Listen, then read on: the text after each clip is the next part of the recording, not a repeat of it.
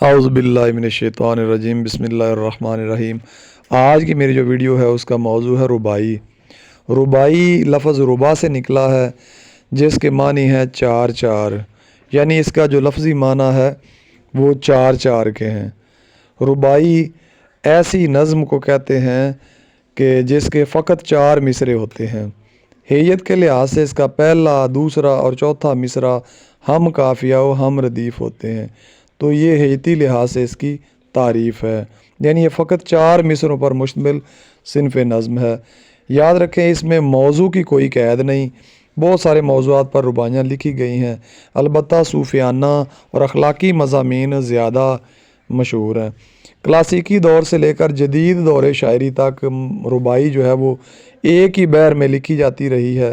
اس کے مشہور ربائی گو شعراء میں میر درد، مرزا غالب، میر انیس، مولانا حالی، اکبر الہ آبادی، علامہ محمد اقبال، امجد حیدر آبادی، جوش ملی آبادی، عمر فیضی اور کچھ دیگر شعراء کے نام جو ہیں وہ زیادہ مقبول اور مشہور ہیں۔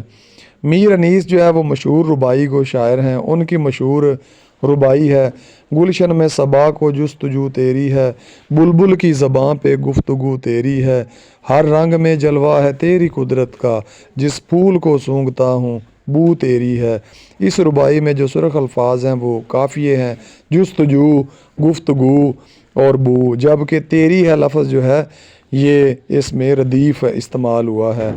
اس کے علاوہ علامہ محمد اقبال جو ہے وہ مشہور ربائی گو شاعر ہیں۔ انہوں نے بھی ربائی کی صنف کو برتا ہے، استعمال کیا ہے۔ بال جبریل میں ان کی رباعیاں موجود ہیں، چنانچہ ان کی مشہور ربائی ہے: تیرا اندیشہ افلاکی نہیں ہے، تیری پرواز لولاکی نہیں ہے، یہ معنی اصل شاہینی ہے تیری، تیری آنکھوں میں بے باکی نہیں ہے۔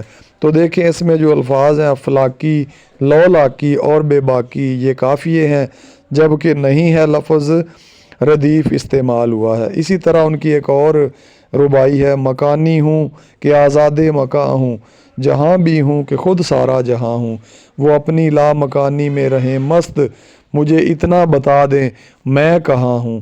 تو اس ربائی میں مکاں، جہاں اور کہاں یہ تین قافیے استعمال ہوئے ہیں، جبکہ ہوں لفظ جو ہے یہ ردیف ہے۔